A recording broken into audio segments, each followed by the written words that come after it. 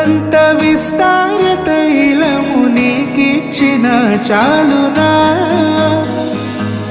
గర్భఫలమైన నా జ్యేష్ఠ పుత్రుని నీకిచ్చిన చాలునా గర్భఫలమైన నా జ్యేష్ఠ పుత్రుని నీకిచ్చిన చాలునా ఏడాది దూడలనా వేలాది పొటేళ్ళనా ఏడాది దూడలనా వేలాది పొటేళ్ళనా